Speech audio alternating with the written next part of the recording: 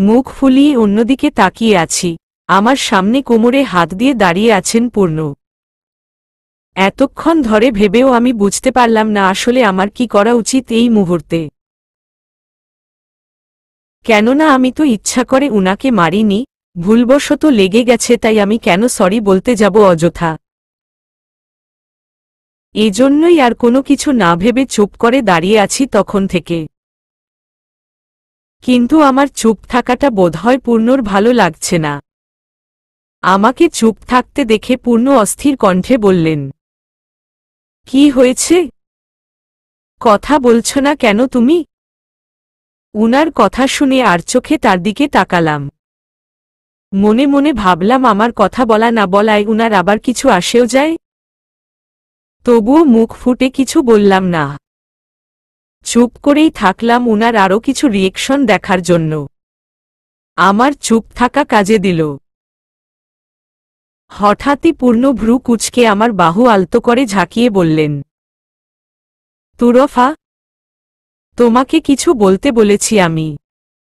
কথা বলছ না কেন? কি সমস্যা তোমার? কি বলবো? আস্তে করে বললাম। আমার কথায় ভ্রু কুঁচকে গেল উনার। বিরক্তি নিয়ে রাগী গলায় বললেন, কি বলবে মানে? একটু আগেই কি করলে ভুলে গেছ? সেটা কেন করলে জিজ্ঞেস করেছি আমি। উনার কথায় মন বিষিয়ে গেল আমার। শুরুতে ভয় পেলেও পরক্ষণেই মাথায় এলো যে ভয় পেলে চলবে না। আমি তো ইচ্ছা করে কিছু করিনি, তাই ভয়কে কনফিডেন্স দিয়েই জয় করতে হবে। এজন্য চোখ ছোট ছোট করে ড্যামকেয়ারভাবে গম্ভীর কণ্ঠে উত্তর দিলাম, ও ওটার কথা বলছেন? দেখুন, আমি আসলেও খেয়াল করিনি ওটা আপনার গাল ছিল। আপনার কাছে অবাস্তব লাগলেও এটাই সত্যি যে আমি মশার দিকে এতটাই মনোযোগ দিয়ে ছুটছিলাম যে সে কোথায় বসেছে খেয়াল করার আগেই মেরে দিয়েছি। এরপরেও আপনার কিছু বলার থাকলে বলে ফেলুন। আমার গম্ভীর গলা শুনে উনি যেন খানিকটা থমকে গেলেন। কিছু বলতে যেয়েও আর বললেন না। আমিও উনাকে স্বাভাবিকভাবেই ইগনোর করে চলে যাচ্ছিলাম। কেন যেন ভালো লাগছে না আমার। উনার আমার সম্পর্কটা খুব অগোছালো মনে হচ্ছে। আমাদের এই অদ্ভুত সম্পর্কের পরিণতি কি হবে বুঝতে পারছি না। একবার উনি আমাকে ইগনোর করছেন তো একবার আমি। না জানে এভাবে আর কতদিন চলবে। ভাবতে ভাবতেই একটা দীর্ঘশ্বাস বেরিয়ে এলো মন থেকে। বিষাদ মনে চলে যেতে নিলেই পূর্ণ খানিকটা রসিকতার সুরে বললেন, তাও ভালো। আমি ভাবলাম সকালে খাবার টেবিলে তোমার প্রশংসা না করার জন্য হয়তো রাগ ঝাড়লে আমার উপর। উনার কথায় পেছনে ফিরে তাকালাম। তার ঠোঁটে ব্যঙ্গাত্মক হাসি। বুঝলাম পরিস্থিতি স্বাভাবিক করতে চাইছেন উনি। তবুও আমার মন গলল না। বারবার উনার ইগনোর করার কথা মনে পড়তেই অভিমানের পাল্লা ক্রমশ ভারী হতে ধরেছে হৃদয় জুড়ে। তাই তাচ্ছিল্যের হাসি দিয়ে বললাম, আপনার সাথে কি আমার সেই সম্পর্ক আছে যে আমি রাগ ঝাড়ব আপনার উপর? আমার কথায় পূর্ণর হাসি মিলিয়ে গেল। গভীর কালো চোখজোড়া যেন অদ্ভুত রকমের শান্ত হয়ে গেল। কিছু বলতে চেয়েও তবু কিছু বললেন না উনি। তার চোখের দৃষ্টি আমাকে কিছু বুঝাতে চাইছিল, তবে সে চোখের ভাষা পড়ার ইচ্ছে আজ আমার নেই। আমি ক্লান্ত উনার এই অদ্ভুত গম্ভীরতা দেখতে দেখতে। তাই পুনরায় চলে যাচ্ছিলাম বিছানায় ঘুমাতে। আচমকা হাতে পুরুষালী শক্ত হাতের টান পোড়ায় থেমে যেতে বাধ্য হলাম আমি। কিছুক্ষণ হাত ছাড়িয়ে নেওয়ার চেষ্টা করেও উনার শক্তির সাথে পেরে উঠলাম না। উনি কোমল গলায় বললেন, চুড়িগুলো পছন্দ হয়েছে? উনার প্রশ্নে চমকে গেলাম আমি। ভাবলাম যাক, জনাব তাহলে একটু একটু করে লাইনে আসছেন। তবে এত সহজেই গলে গেলে হবে না আমার। উনাকে উনার ভাষাই বুঝিয়ে দিতে হবে যে আমাকে ইগনোর করলে আমার কেমন লাগে। তাই উনার মতোই গম্ভীরভাবে ছোট্ট করে বললাম, হুম, সুন্দর। আমার এত ছোট উত্তরে যেন খানিকটা হতাশই হলেন উনি, যা উনার চেহারা দেখেই বোঝা যাচ্ছিল। একটি দীর্ঘশ্বাস ফেললেন, তবে আমার হাত ছাড়লেন না এখনো। আমি হাত ঝাঁকিয়ে ইশারায় বুঝালাম হাত ছাড়তে, তবু উনার শক্ত বন্ধনের বিন্দুমাত্র পরিবর্তন হল না। একইভাবেই ধরে রেখেছেন আমার হাত। শেষে আমি কথা বলতে বাধ্য হলাম। বলেই ফেললাম, হাতটা ছাড়ুন, আমি ঘুমাব। সারা রাত ঘোড়ার মতো বেঘোরে ঘুমিয়ে এখনই ঘুম ধরছে তোমার? এত ঘুম আসে কই থেকে? ভ্রু কুঁচকে বললেন উনি। এবার উনাকে কথা শোনানোর সুযোগ পেয়ে গেলাম যেন আমি। সুযোগ মতো বলেই ফেললাম, ঘুম না ধরার তো কোনো কারণ দেখছি না আমি। আর আপনার মতো বোরিং লোকের সাথে থাকলে যে কারো ঘুম ধরবে, বুঝেছেন? প্রান্ত ভাইয়াকে দেখেন, আপনার চেয়ে ছোট হলেও উনার দায়িত্বজ্ঞান বেশি। বউকে যখন পারে সময় দেয়, কিন্তু আপনি কি করেন? যেটুক সময় বাসায় থাকেন হয় চুপচাপ থাকেন, না হয় ল্যাপটপে কাজ করেন। আমি যে একটা মানুষ রুমে থাকি সেটা হয়তো ভুলেই যান আপনি। এমন লোকের বউয়ের তো বোর হতে হতে মরে যাওয়া উচিত। তুরফা আহত গলায় বললেন উনি। হাতের বাঁধনও হালকা হয়ে গেল। যেন আমার কথাগুলো ভালো লাগেনি উনার। অবশ্য ভালো না লাগারও কথা, সত্যি কথা শুনতে তিতাই লাগে। এক নিঃশ্বাসে এত কিছু বলে আমিও ক্লান্ত হয়ে গেছি, তাই চুপচাপ উনার আলগা হাত থেকে হাতের বাঁধন ছাড়িয়ে বিছানায় গিয়ে শুয়ে পড়লাম উল্টো দিক হয়ে। পূর্ণকে এভাবে কথাগুলো বলতে ভালো লাগেনি আমার নিজেরও, তবুও উনাকে বুঝানো দরকার যে আমিও মানুষ, আমারও ভালো লাগা খারাপ লাগা আছে। উনার কাছে একটা সঙ্গ ব্যতীত আর কিছু আশা করি নাই আমি। যদি উনার সেটাও দেওয়ার আকাঙ্ক্ষা না থাকে, তবে বিয়ে করার তো দরকারই ছিল না আমায়। এসব ভাবতে ভাবতে কখন যে চোখের কোণে জল গড়িয়ে পড়েছে টেরই পাইনি আমি। দীর্ঘশ্বাস ফেলে চোখ বন্ধ করে শুয়ে থাকলাম ঘুম আসার অপেক্ষায়।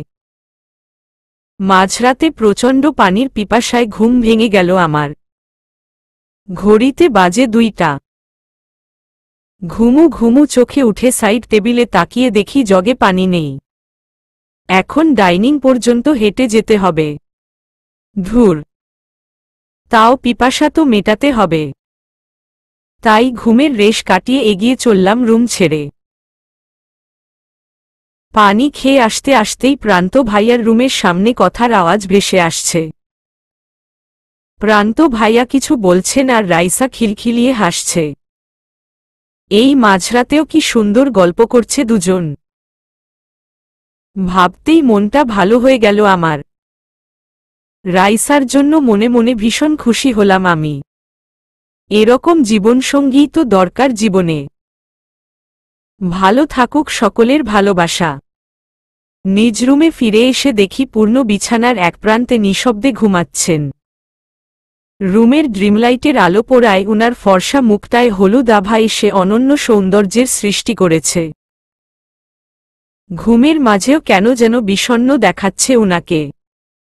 হয়তো তখনকার আমার বলা কথাগুলোর জন্য আনমনেই ভাবলাম আমি। বিছানায় গিয়ে নিজ জায়গায় বসে হেলান দিতেই চোখ গেল তার গালের লালচে জায়গার দিকে। খোঁচা খোঁচা দাড়ির জন্য তেমন বোঝা যাচ্ছে না, তবুও সামান্য লালচে দাগটা চোখের আড়াল হল না আমার। আপনা আপনি হাত চলে গেল সেখানে। আলতো হাতে হাত বুলিয়ে দিলাম তার গালে। এই মারাত্মক সুন্দর লোকটা আমার বর, আমার একান্তই আপন মানুষ। এটা ভাবতেই মনের মধ্যে অদ্ভুত শিহরণ জাগে। না চাইতেও যেন উনার প্রতি খানিকটা ফুরবল হয়ে গেছি আমি। তবে উনার মনে আমার জন্য কি আছে আমি এখনো জানি না। উনার অনুভূতিগুলো যেন ধোঁয়াশে, ঠিক উনারই মতো। নিজের চিন্তাভাবনা শেষে আমি সরে যাচ্ছিলাম উনার কাছ থেকে। ঠিক তখনই পূর্ণ হাত চেপে ধরলেন উনি আমার। উনার ঘুম ভেঙে গেছে ভেবে লজ্জায় ভয়ে শ্বাস আটকে তাকালাম তার দিকে, তবে তিনি এখনো চোখ বন্ধ করে আছেন দেখে স্বস্তিও পেলাম একই সাথে। যাক, ভালো হবে উনি ঘুমাচ্ছেন, নয়তো আমাকে এভাবে তার দিকে তাকিয়ে থাকতে দেখে ফেললে বেশ লজ্জায় পড়তে হতো আমার। আলতো হাতে নিজের থেকে উনার হাত সরানোর চেষ্টা করতেই দৃঢ় হল উনার হাতের বন্ধন। ভ্রু কুঁচকে গেল আমার। লোকটা ঘুমের মধ্যেও এভাবে শক্ত করে হাত চেপে ধরেছে। আজকে হাত ধরার কি হয়েছে উনার? আর চোখে উনার দিকে তাকিয়ে হাত ছাড়ানোর ব্যর্থ চেষ্টা শেষে ক্লান্ত হয়ে ওভাবেই ঘুমিয়ে পড়লাম আমি। সকালবেলা বড়াম্মু আমাকে ও পূর্ণকে একসাথে ডেকে পাঠালেন উনার রুমে। আমরা দুজন যথারীতি ভদ্র ছেলেমেয়ের মতো চলে গেলাম সেখানে। গিয়ে দেখি বোরাব্বু ও বড়াম্মু বেশ সিরিয়াস মুখে বসে আছেন। আমাদের আসতে দেখেই বড়াম্মু বললেন, এসে গেছিস তোরা? যাক, ভালো হলো। তোদের সাথে একটা জরুরি কথা ছিল, বিশেষ করে পূর্ণ তোর সাথে। পূর্ণর দিকে তাকিয়ে বললেন বড়াম্মু। ভ্রু তুলে বড়াম্মুর দিকে তাকালেন তার ছেলে। এদিকে উনাদের দুজনের দিকে ভ্রু কুঁচকে তাকিয়ে আছি আমি। ভাবছি কি এমন কথা বলার জন্য আমাদের এভাবে একসাথে ডেকে পাঠিয়েছেন বড়াম্মু। পূর্ণ বড়াম্মুর দিকে চেয়ে আছেন কি বলবে শোনার অপেক্ষায়। গম্ভীর মুখে বললেন, কি বলার ছিল মা? বলে ফেলো। ঠিক করেছি, তোদেরকে কয়েকদিনের জন্য বের করে দিব বাসা থেকে। বড়াম্মুর কথা মাথার উপর দিয়ে গেল আমার।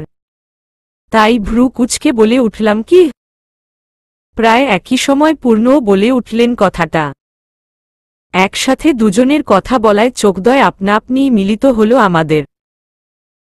আমাদের রিয়েকশন দেখে বোরাব্বু হেসে বড়াম্মুকে বললেন, তুমিও না জুই, ভরকে দিলে বাচ্চাদের। আরে তোরা কিছু মনে করিস না, তোদের মা মজা করছিল। তোদেরকে বাসা থেকে বের করে দিলে তো আমাদের বাসাটাই ফাঁকা হয়ে যাবে। বোরাব্বুর কথা শুনে হাসলাম আমি।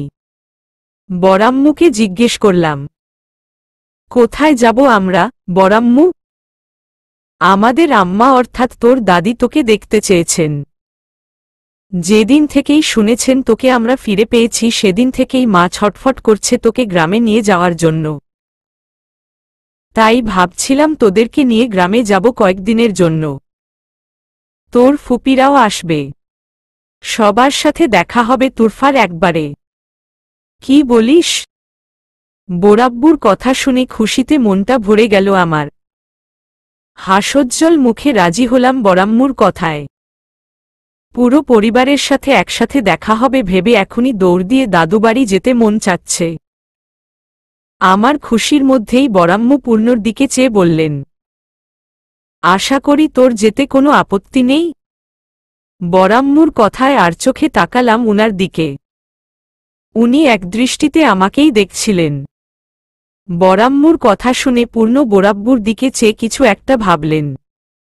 একটু পর বললেন, মা, আসলে খবরদার মানা করবি না পূর্ণ। দিন দিন কাজ করতে করতে কিরকম ঘরকুনো হয়ে গেছিস তুই। কোথায় এই বয়সে বউ নিয়ে ঘুরে বেড়াবি তা না। আরে মা, থামো প্লিজ। পুরো কথাটা তো শুনো আমার। আমি কি বলেছি আমি যেতে চাই না? বড়াম্মুকে মাঝপথে থামিয়ে দিলেন পূর্ণ। উনার কথায় উৎসুক চোখে চাইলেন বড়াম্মু। বললেন, হ্যাঁ বাবা, বল। কি বলতে চাইছিলি তুই? বলছিলাম যে কাল তো আমার একটা জরুরি মিটিং ছিল, কোম্পানিতে নতুন শিপমেন্ট আসছে, তাই তবে ওটা আব্বু যদি ম্যানেজ করতে পারে তাহলে আমি যেতে পারব। তারপর বোরাব্বুর দিকে চেয়ে বললেন, তুমি করতে পারবে না আব্বু? পূর্ণ ভাইয়ার কথা শুনে কিছুটা অবাক হয়েই মাথা নাড়লেন বোরাব্বু। তার কাজপাগল ছেলেটা কাজ ছেড়ে ঘুরতে যাওয়ায় আগ্রহ দেখাচ্ছে, বিষয়টাও যেমন খুশি হয়েছেন তেমনি বিস্মিত হয়েছেন বটে। গলা ঝেড়ে বোরাব্বু বললেন, হ্যাঁ বাবা, অবশ্যই। আমি ঠিকই ম্যানেজ করে নিব। তুই নিশ্চিন্তে যা। বোরাব্বুর কথায় মাথা নাড়লেন পূর্ণ। প্রান্ত, রাইসাকেও নিয়ে চলো। ওদেরও ভালো লাগবে গ্রামে গেলে। বড়াম্মুকে কথাটা বলে রুম ছাড়লেন পূর্ণ। যাওয়ার আগে আমার দিকে আর চোখে উনার তাকানোটা দৃষ্টিগোচর হল না আমার। পূর্ণর যাওয়ার দিকে চেয়ে রইলাম আমি। ভাবলাম যাক, ধীরে ধীরেই উনার একটু উন্নতি হচ্ছে। পূর্ণ যাওয়ার পর বোরাব্বু বিস্মিত গলায় বললেন, আমি তো ভাবতেই পারিনি আমার ছেলে এত সহজে রাজি হবে। ও তো গ্রামে যেতেই চায় না বেশিরভাগ সময়, আজকে হঠাৎ ওর কি হলো? তবে যাই হোক, আমার সিরিয়াস ছেলেটা কাজের খোলস থেকে বের হয়ে জীবনকে উপভোগ করুক, এটাই আমি চাই। তাই পূর্ণর উপর আজ বেশ খুশি হয়েছি আমি। হেসে বললেন বোরাব্বু। উনার সাথে হাসলেন বড়াম্মুও। তাল মিলিয়ে বললেন, আরে বুঝো না, তুরফার জন্যই এত সহজে রাজি হয়েছে পূর্ণ। না হলে কি তোমার ছেলে কাজ ছেড়ে কোথায় যেতে চায়? তার মধ্যে ইম্পর্টেন্ট মিটিং রেখে, যেখানে প্রান্ত আর রাইসার ডেট ও ক্যান্সেল করে দিয়েছিল এক মিটিং এর জন্য। আমি জানতাম বিয়ের পর এরকম পরিবর্তন হবে। এজন্যই এতদিন উঠে পড়ে লেগেছিলাম পূর্ণর বিয়ের জন্য। ভাগ্য করে তুরফা ঠিক সে সময়ে এসেছিস আমাদের জীবনে। তোকে ফিরে পেয়ে আমরা যে কতটা খুশি আমরা বলে বুঝাতে পারব না, মা। বড়াম্মু আমাকে তার দিকে ঘুরিয়ে আমার গালে হাত রেখে বললেন কথাটা। উনাদের কথা মনোযোগ দিয়ে শুনছিলাম আমি। আসলেই কি আমার কথার প্রভাব পড়ছে পূর্ণর উপর? উনি সত্যিই আমার ভালো লাগা খারাপ লাগাকে গুরুত্ব দেন? ভাবতে ভাবতেই বড়াম্মু ঝাঁকালেন আমার বাহু ধরে। বললেন, কি রে, তুই না মাইন্ড ডাইভার্ট করার জন্য কিছু করতে চাইছিলি? এখন গ্রামে যেয়ে সবার সাথে দেখা করলে, ঘুরে আসলে দেখবি মাইন্ড ফ্রেশও হবে, দেখবি ভালোও লাগবে। বড়াম্মুর কথায় মাথা নাড়িয়ে মুচকি হেসে উনাকে জড়িয়ে ধরলাম আমি। আসলেই মন ভালো করার জন্য কোথায় ঘুরে আসার চেয়ে ভালো প্ল্যান আর কিছুই হতে পারে না। তার মধ্যে পুরো পরিবার একসাথে গেলে তো কথাই নেই। ঠিক আছে বড়াম্মু, তোমরা রেস্ট নাও তাহলে। আমিও রুমে গিয়ে প্যাকিং শুরু করে দিই। আমার আর তরস হইছে না দাদিবাড়ি যাওয়ার জন্য। বোরাব্বু ও বড়াম্মুকে উদ্দেশ্য করে কথাটা বলেই মনের সুখে গুনগুন করতে করতে চলে এলাম তাদের রুমের বাইরে। খুশি মনে ভাবলাম, যাক সামনের কয়টা দিন ভালো কাটতে চলেছে তাহলে। রুমের মাঝখানে বসে ফুরফুরে মনে কাপড় গোছাচ্ছি। পূর্ণ এখনো আসেননি রুমে, প্রান্ত ভাইয়ার সাথে কথা বলছেন বাইরে। কাপড় গোছানো শেষ করে ছোট ট্রাভেল ব্যাগ খুঁজছি। কয়েকদিনের জন্যই যাওয়া। আমার ভারী সুটকেস টানতে পারব না। বড়াম্মু তো বলেছিল ছোট ব্যাগটা রুমেই আছে। অথচ আলমারি ঘেটেও পেলাম না কোথায়। আরেকবার ভালো করে চোখ ঘুরাতেই আলমারির উপরে দেখতে পেলাম ব্যাগটা। কাঠের আলমারির উপরের এক সাইডে যত্নে পলিথিনে মুড়িয়ে রাখা হয়েছে ব্যাগটাকে। পা উঁচু করে হাত দিয়ে ধরার চেষ্টা করলাম প্রথমে, কিন্তু হাইটে কম হওয়ায় ব্যাগটা লাফিয়ে ধরাও কঠিন আমার জন্য। হতাশ মনে ভাবছিলাম আমি। হাতের পাশেই কারো শক্ত বাহু আলমারির উপরে হাত দেওয়ায় চমকে উঠলাম আমি। আপনা আপনিই পিছনে ফিরল শরীর। পেছনে ফিরেতেই পূর্ণর শক্ত বুকের সাথে হালকা ধাক্কা খেয়ে খানিকটা পিছিয়ে আলমারির সাথে লেগে গেলাম আমি। উনার এক হাত আমার মাথার উপরে আলমারির উপরাংশে, আরেক হাতে আমার পাশে আলমারির গায়ে দিয়ে রেখেছেন। ভ্রু কুঁচকে আমার দিকে চেয়ে আছেন পূর্ণ। এদিকে উনি এত কাছে দাঁড়ানোয় লজ্জায় অস্বস্তিতে ঠিকমতো উনার দিকে তাকাতেও পাচ্ছি না আমি। পূর্ণ খানিকটা ঝুঁকে এসে ভারী গলায় জিজ্ঞেস করলেন, এভাবে লাফালাফি করছিলে কেন আলমারির সাথে? কি চাই? উনার মুখে লাফালাফি শুনে মেজাজটা খারাপ হয়ে গেল আমার। হাইট কম দেখে একবারাধবার একটু লাফিয়ে ধরার চেষ্টা করেছি তাই বলে এভাবে বলবেন? রেগে একটা উত্তর দিতে যেও মনে পড়ল আমি তো উনাকে ইগনোর করছি। তাই রাগটুকু গিলে কোনো কথা না বলে গোমরা মুখ করে ইশারায় ব্যাগটা দেখিয়ে দিলাম উনাকে। আমার হাতের ইশারা বরাবর ব্যাগটা দেখে উনি খুব সহজভাবেই ব্যাগটা নামিয়ে রাখলেন মাটিতে। হাত থেকে ধুলো ঝাড়তে ঝাড়তে বললেন, যেটা করতে পারবে না সেটা করার চেষ্টাও করো কেন, পিচ্চি? খুব চালাক হয়ে গেছ? উনার কথায় ভ্রু কুঁচকে গেল আমার। একটা সামান্য ব্যাগ ধরতে পারিনি বলে এভাবে খোঁটা দিবেন? খারাপ লোক। দাঁত কিরমির করে উনাকে কিছু বলতে যাব ঠিক তখনই উনি বললেন, আমি কিন্তু শুধু ব্যাগ নেওয়ার ব্যাপারে বলিনি। তাহলে? খানিকটা অবাক সুরেই কথাটা বেরিয়ে গেল আমার মুখ থেকে। এবার পূর্ণ কিছুটা এগিয়ে এলেন আমার দিকে। উনার এগোনে দেখে আলমারির সাথে আরও কিছুটা লেপটে গেলাম আমি। উনি আবারও খানিকটা ঝুঁকে এসে বললেন, সারাক্ষণ যার পটপট করে কথা বলার অভ্যাস তার জন্য এভাবে চুপ করে থাকাটা সম্ভব নয়। তুমি আমাকে ইগনোর করছো বুঝতে পারছি, কিন্তু এই যে কথা বলার জন্য তুমি মনে মনে ছটফট করছো এটাও কিন্তু আমি ঠিকই বুঝতে পারছি। তাই বেশি চালাকি না করে আবার আগের মতো কথা বলা শুরু করো। বুঝেছ, স্টুপিড? উনার কথায় আমি অবাক হয়ে আর চোখে তাকালাম তার দিকে। লোকটা কিভাবে বুঝে গেল আমার মনের কথা? আমি আসলেই ভেতরে ভেতরে কথা বলার জন্য ছটফট করছিলাম, কিন্তু উনার গম্ভীরতার কারণেই চুপ করেছিলাম। এখন উনি যেহেতু নিজে থেকেই কথা বলছেন, আবার আমার সাথে কথা বলতে চাইছেন, তাই এভাবে চুপ করে থেকে আর লাভ নেই। এজন্য অবশেষে মুখ খুললাম আমি। মুখ ভেঙচিয়ে বললাম, আমাকে স্টুপিড বললে কিন্তু কথা বলবো না আমি আপনার সাথে। আমার কথায় বাঁকা হাসলেন উনি। চোখ টিপে বললেন, দেখা যাবে। উনার চোখ টিপা দেখে ভ্রু কুঁচকে গেল আমার। কথায় বলে না ঠিকমতো আবার চোখ টিপ দিচ্ছে। ঢং যত সব। আনরোমান্টিক বোরিং লোক, ধীর আওয়াজে বিড়বিড় করলাম। আমার কথায় ভ্রু তুলে তাকালেন উনি। চোখ পাকিয়ে বললেন, কি বললে তুমি? উনার প্রশ্ন শুনে আমি থতমত খেয়ে গেলাম। শুনে ফেলল নাকি আবার? কোনো মতে বললাম, কিছুই না।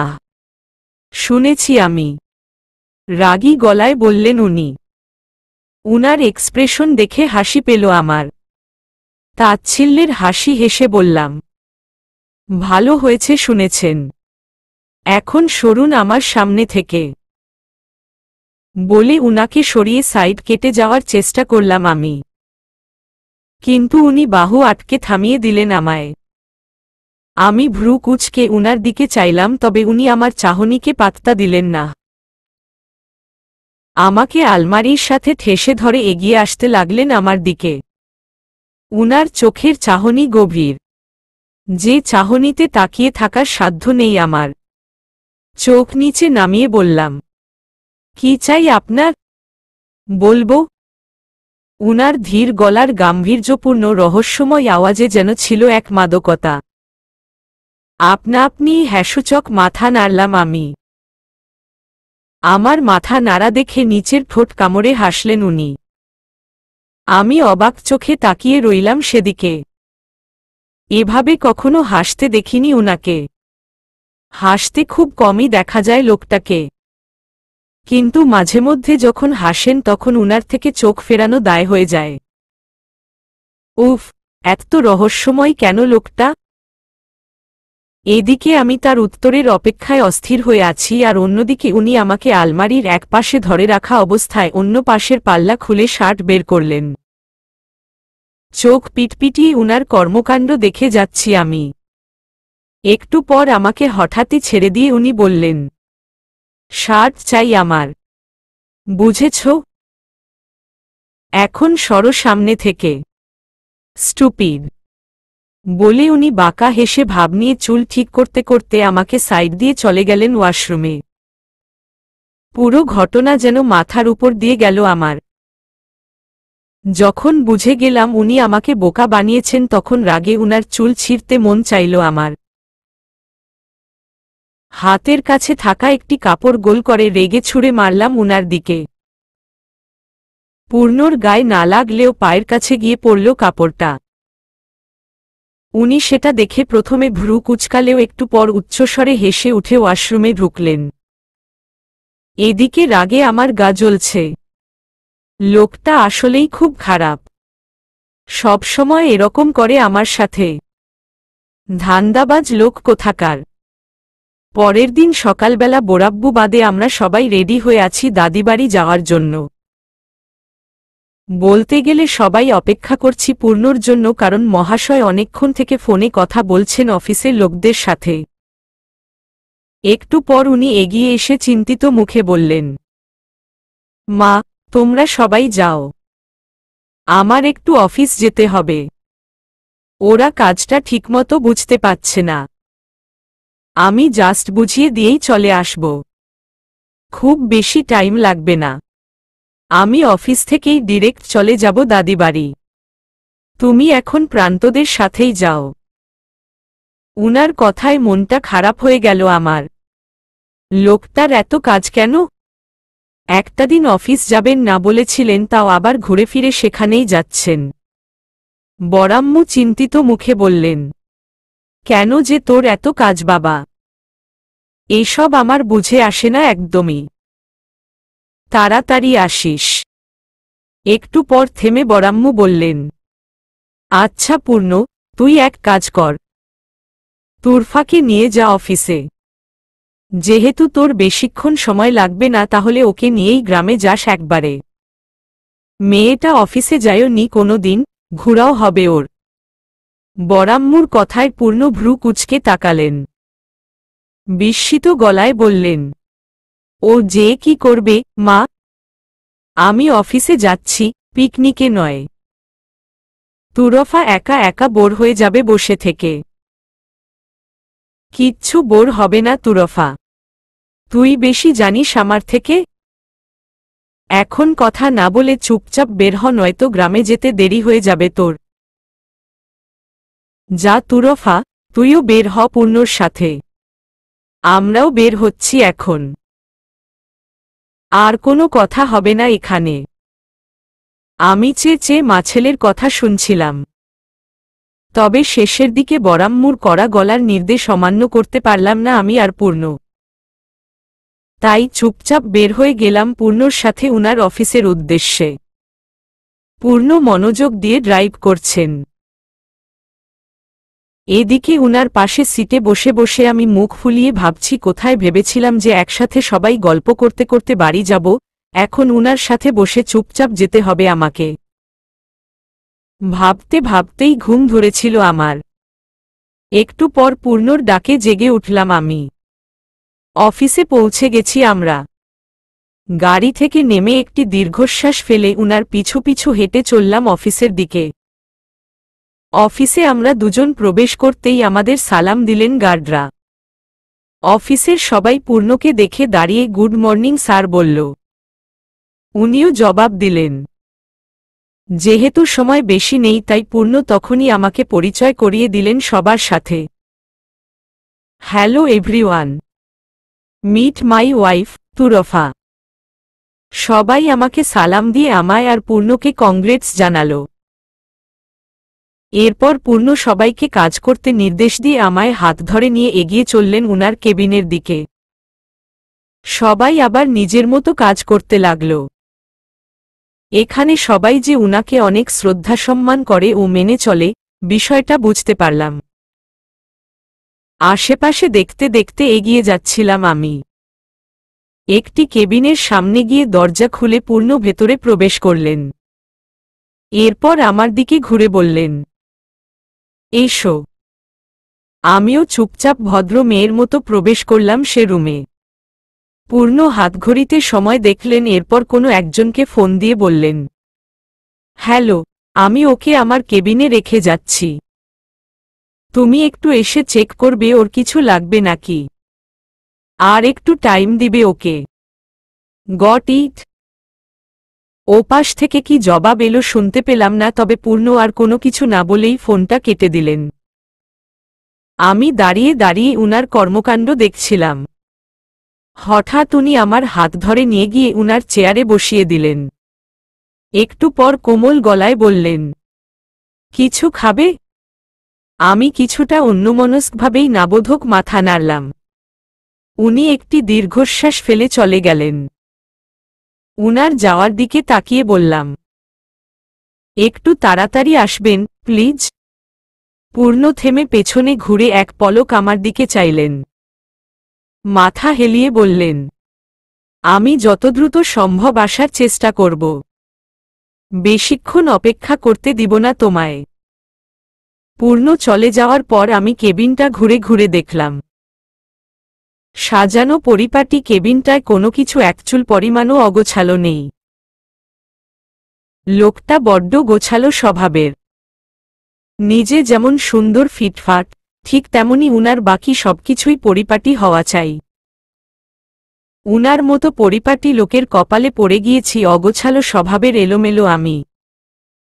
বলতে গেলে সব দিক দিয়েই আমি পুরোটাই উনার উল্টো স্বভাবের। উনার সাথে আমি কি কোনো দিক দিয়েও যাই? আচ্ছা, এজন্যই কি উনি আমাকে ইগনোর করেন? আনমনেই হঠাৎ প্রশ্ন উঠল আমার মনে। আমার চিন্তায় ছেদ ঘটল কেবিনের দরজায় নক পড়ার শব্দে। একটি মেয়েলি শব্দ শুনতে পেলাম। ভেতরে আসতে পারি? আসুন। একটি ছিমছাম বর্ণের উজ্জ্বল বর্ণের মেয়ে প্রবেশ করল রুমে। আমাকে দেখে মিষ্টি হাসি হাসল, বিনিময়ে আমিও হাসলাম। মেয়েটি বলল, আপনি তুরফা ম্যাম? নিজের নামের সাথে ম্যাম শুনে সামান্য লজ্জা পেলাম আমি। আলতো গলায় বললাম, জি। আপনি? আমাকে তুমি করে বলুন ম্যাম। আমি রিয়া। এখানে কাজ করি। স্যার বলেছিল আপনি তার কেবিনে বসে আছেন একা। আপনাকে অফিস ঘুরিয়ে দেখাতে বলেছেন। রিয়ার কথা শুনে আমি উঠে দাঁড়ালাম চেয়ার থেকে। হ্যাঁ চলো। একটু পর থেমে বললাম, আচ্ছা রিয়া, তুমি কি উনার সেক্রেটারি?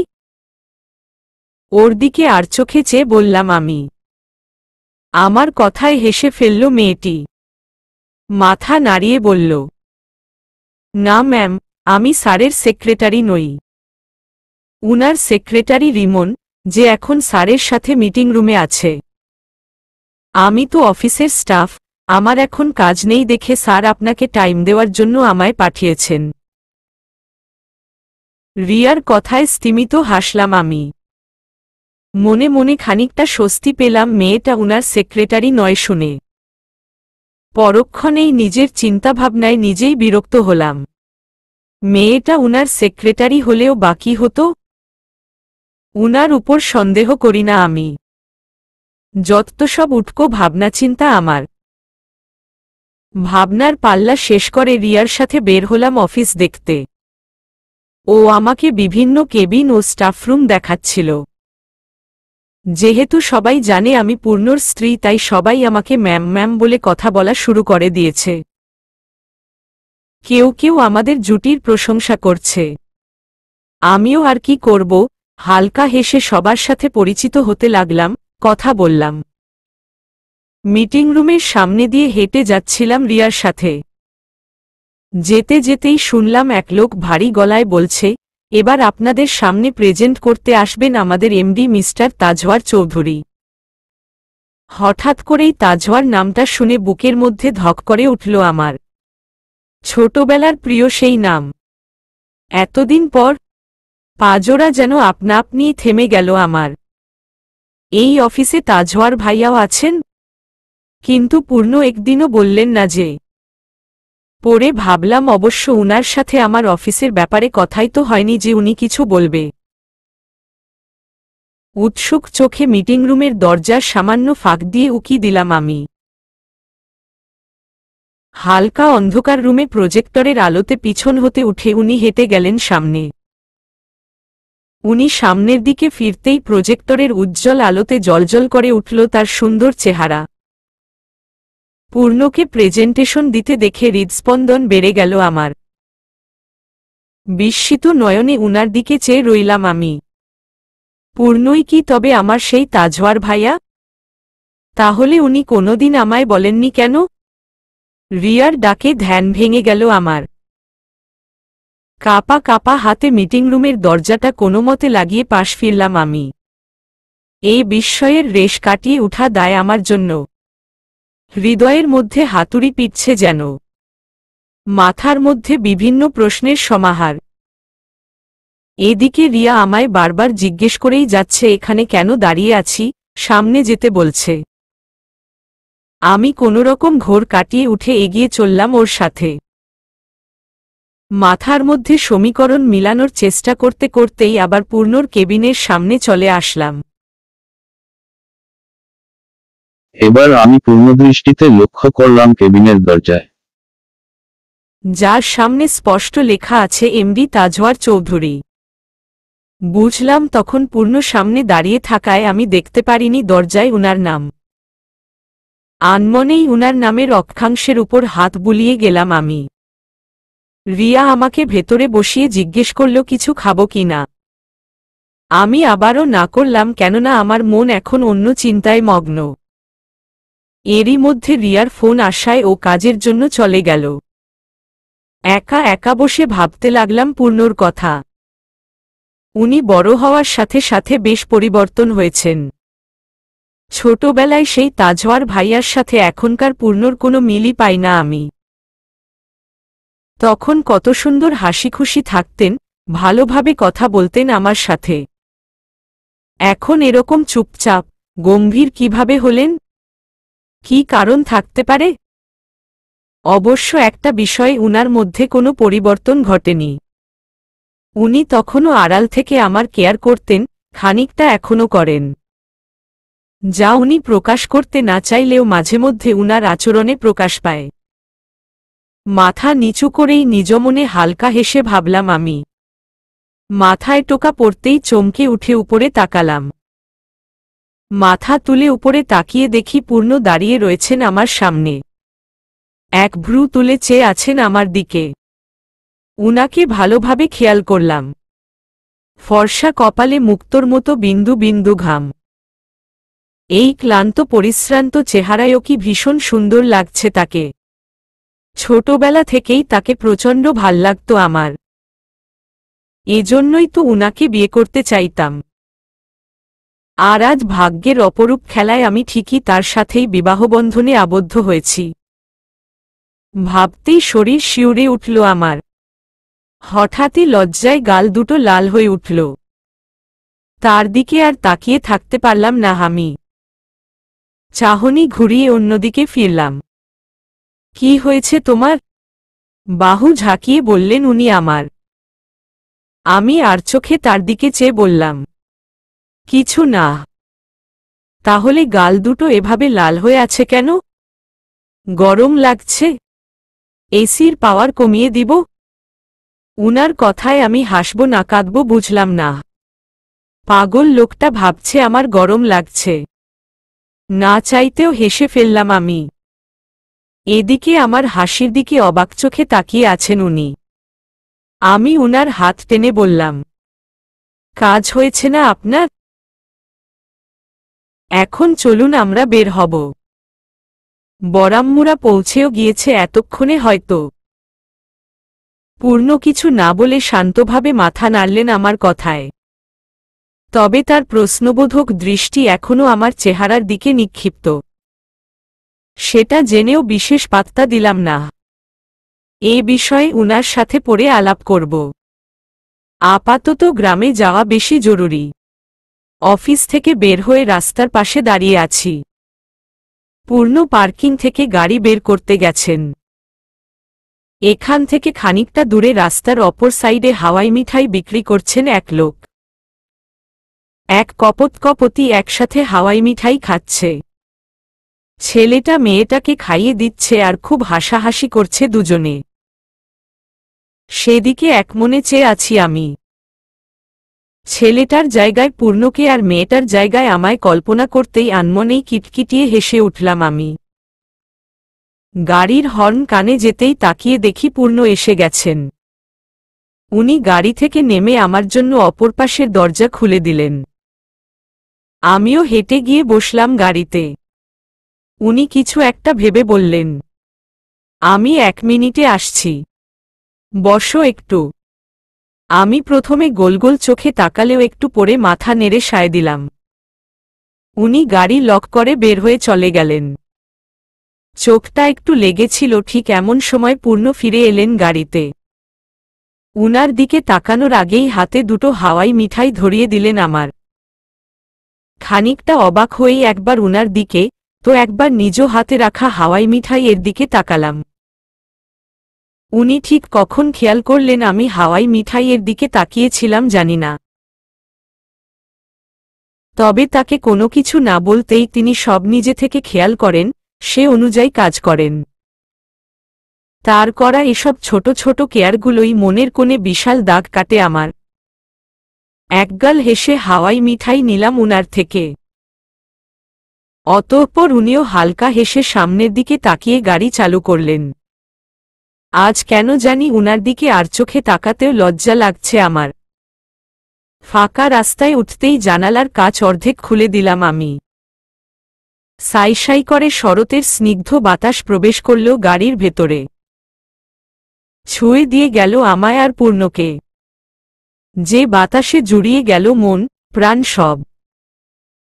সকালবেলা উনার সাথে আসতে আসতে যতটা বোর ফিল করব ভেবেছিলাম আমার, এখন মনের অজান্তেই উনার সাথে বসে রাস্তাটা উপভোগ করছি। আরেকবার আর চোখে উনার দিকে তাকাতেই তার চোখে চোখ আটকে গেল আমার। যে দৃষ্টিতে আজ ছিল না কোনো গাম্ভীর্য, ছিল না কোনো রাগ, ছিল শুধুই একরাশ মুগ্ধতা। গ্রামের ফাঁকা রাস্তা দিয়ে সাইসাই করে ছুটে চলছে গাড়ি। কিছুক্ষণের মধ্যেই দাদিবাড়ি পৌঁছে যাব আমরা। গ্রামের খোলা পরিবেশ আর সবুজ ধানক্ষেতের পাশ দিয়ে যেতে যেতে অনুভব করলাম নির্মল ঠান্ডা বাতাসের ছড়াছড়ি। সেই বাতাসকে পুরোপুরি উপভোগ করতে জানালার কাচ পুরোটুকুন নামিয়ে দিয়েছি আমি। বাতাসের তোড়ে আমার খোলা চুলগুলো উড়ে চলছে আপন গতিতে, এমনকি আমার কাছে সীমাবদ্ধ না থেকে ছুঁয়ে দিচ্ছে পূর্ণকেও। আর চোখে উনার দিকে তাকালাম আমি। একমনে সামনের দিকে তাকিয়ে ড্রাইভ করছেন উনি। আমার চুলগুলো যে উনার চোখে মুখে লেগে ডিস্টার্ব দিচ্ছে সেদিকে যেন কোনো ভ্রুক্ষেপই নেই তার। লোকটা বড্ড চাপা। বিরক্ত হলেও তো বলবে না। এজন্য আমি নিজে থেকেই চুলগুলো টেনে নিয়ে হাতখোপা করতে লাগলাম যাতে উনার সমস্যা না হয়। একমনে খোপা করতে করতেই উনার কণ্ঠ শুনতে পেলাম। কি ব্যাপার? চুল বাঁধছ কেন? খোলা চুলে থাকতে কোনো সমস্যা হচ্ছে? উনার কথায় থতমত খেয়ে গেলাম আমি। খোলা চুলে থাকতে আবার আমার সমস্যা হবে কেন? উনার যাতে সমস্যা না হয় এজন্যই তো আমি চুল বাঁধছিলাম। অবাক হয়ে বললাম, আমার কেন সমস্যা হবে বলুন তো? চুলগুলো উড়ে গিয়ে তো আপনার চোখে মুখে বাজছিল। আপনার যাতে ড্রাইভ করতে ডিস্টার্ব না হয় এজন্যই তো আমি চুল বাঁধছিলাম। আমি কি তোমাকে একবারও বলেছি আমার কোনো ডিস্টার্ব হচ্ছে? উনার শান্ত স্বরের প্রশ্ন শুনে আপনা আপনিই চোখ গেল আমার তার দিকে। উনি গভীর চোখের চাহনি নিয়ে আমার দিকেই তাকিয়েছিলেন। তার প্রশ্নের কোনো জবাব আমি দিতে পারলাম না। আসলেই উনি তো কিছু বলেননি। চুলগুলো ছেড়ে চুপচাপ মুখ ফিরিয়ে নিলাম আমি। এবার উনিও সামনের দিকে তাকিয়ে পুনরায় ড্রাইভ করাই মনোযোগ দিলেন। দেখতে দেখতেই আমরা পৌঁছে গেলাম দাদিবাড়ি। উঠোনের পাশে খোলা জায়গায় আরেকটি গাড়ি দেখে বুঝলাম বড়াম্মুরা এসেছেন। পূর্ণ গাড়ি থেকে নেমে আমার জন্য গাড়ির দরজা খুলে দিলেন। আমিও কথা না বলে বের হয়ে হাঁটতে শুরু করলাম ভেতরের দিকে। আচমকা হাতে টান পড়ায় পেছনে ফিরে তাকালাম আমি। পূর্ণ আমার হাত ধরে দাঁড়িয়ে আছেন। আমি 2 ভ্রু তুলে ইশারায় উনাকে জিজ্ঞেস করলাম কি হয়েছে। পূর্ণ কোনো জবাব না দিয়ে ধীর পায়ে এগিয়ে এলেন আমার দিকে। তারপর আলতো হাতে আমার শাড়ির আঁচলটুকু নিয়ে মাথায় বসিয়ে দিয়ে খানিকটা পিছিয়ে গেলেন। আমি বিস্মিত নয়নে দেখছিলাম তাকে। উনি কয়েক মুহূর্ত আমাকে পা থেকে মাথা পর্যন্ত দেখলেন। এবার ঠিক আছে, এখন একদম নতুন বউ লাগছে। হঠাৎ করেই আমার গাল টেনে দিয়ে বললেন উনি। এদিকে উনার কথায় আর কাজে লজ্জায় লালবর্ণ ধারণ করল আমার গাল দুটো। মাথা নিচু করে রইলাম চুপচাপ। আমাকে চুপ থাকতে দেখে পূর্ণকিঞ্চিত কেশে বললেন, কি ব্যাপার? এভাবে বাড়ির বাহিরে দাঁড়িয়ে সময় নষ্ট করছো কেন? সব আমাদের জন্য অপেক্ষা করছে, ভেতরে চলো। বলেই আমার হাত ধরে হনহন করে হেঁটে চললেন বাড়ির ভেতর। এদিকে আমি অবাক হয়ে চেয়ে আছি উনার দিকে। আমি নাকি সময় নষ্ট করছিলাম? বলে কি? এই লোকটার মুড কেমন মিনিটে মিনিটে চেঞ্জ হয়, যেটা আমার পক্ষে ভাবা দেয়। বাড়ির ভেতর প্রবেশ করতেই একটি মধ্যবয়সী মহিলা আমাদের হাসিমুখে বরণ করলেন।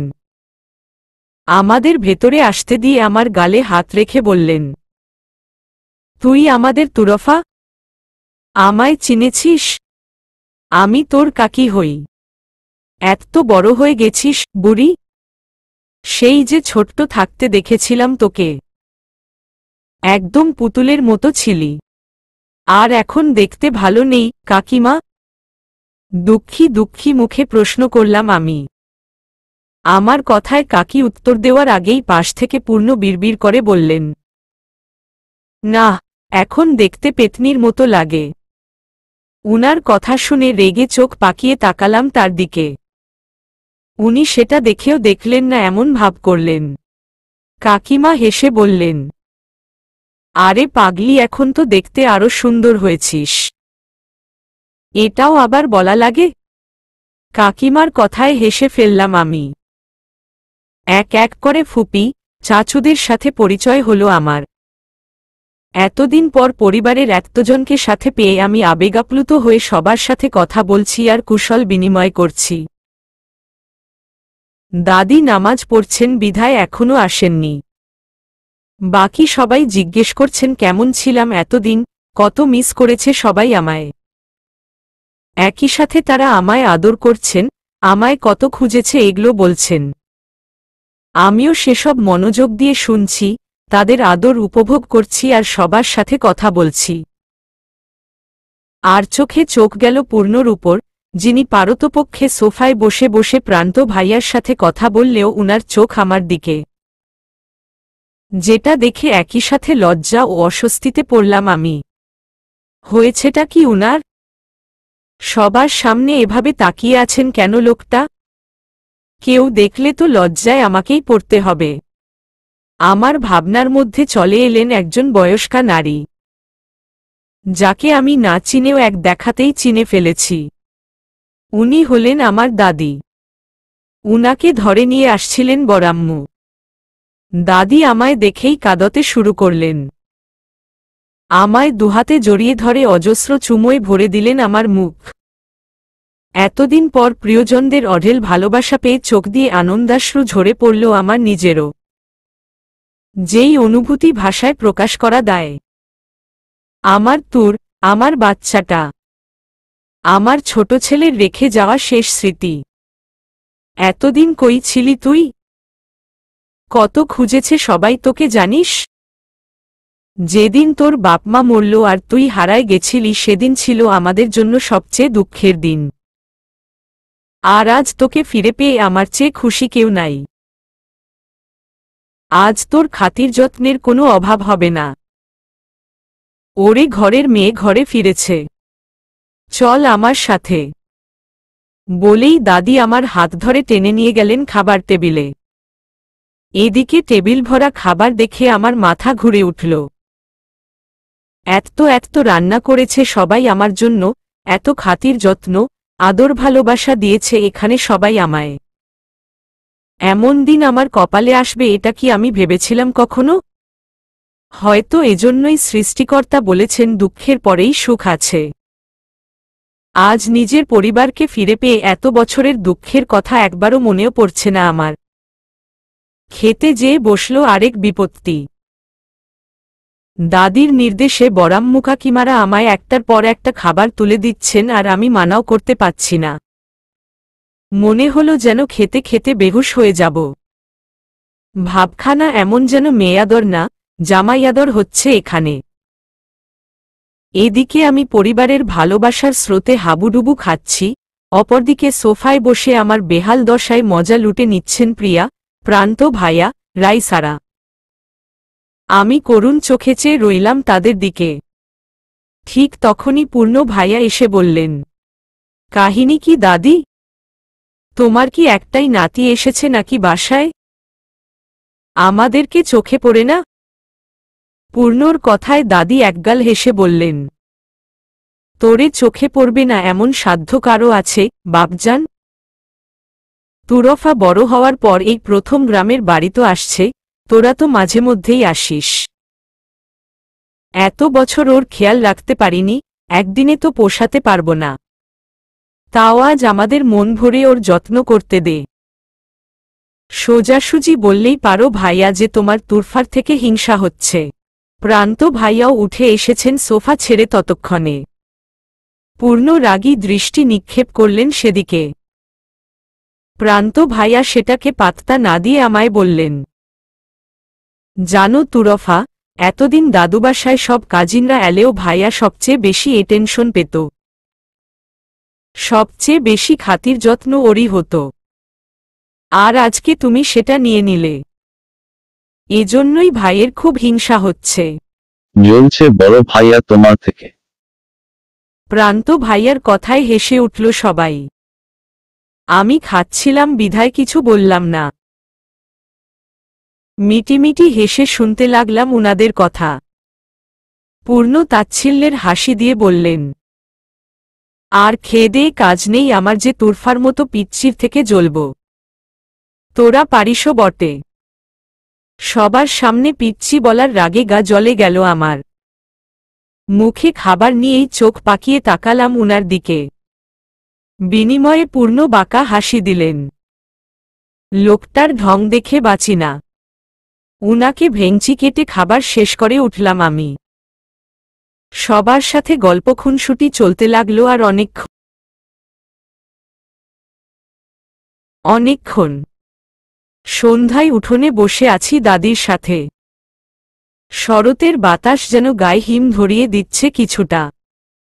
শরীরে মাথায় ওড়না পেঁচিয়ে চুলোর কাছে বসে আছি আমি। বরাম্মু কাকিমা রা পিঠা বানাচ্ছে এক পাশে। অন্য পাশে আমি, রাইসা ও প্রিয়া বসে বসে দাদির গল্প শুনছি। বাহির থেকে ছেলেরা সবাই ফিরল ঘরে। বিকেলে সবাই একসাথে বাজারের দিকে গিয়েছিলেন। পূর্ণ হাতমুখ ধুয়ে আসতেই দাদি উনাকে বসার জন্য টুল দিলেন। উনি দাদির পাশে বসলেন, আমার মুখোমুখি। আর চোখে চেয়ে রইলাম আমি উনার দিকে।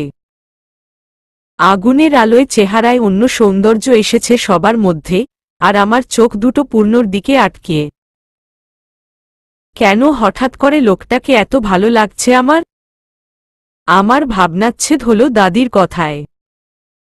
পূর্ণর দিকে ঘুরে উনি বললেন, একটা কথা ভাবতেছিলাম বাপজান।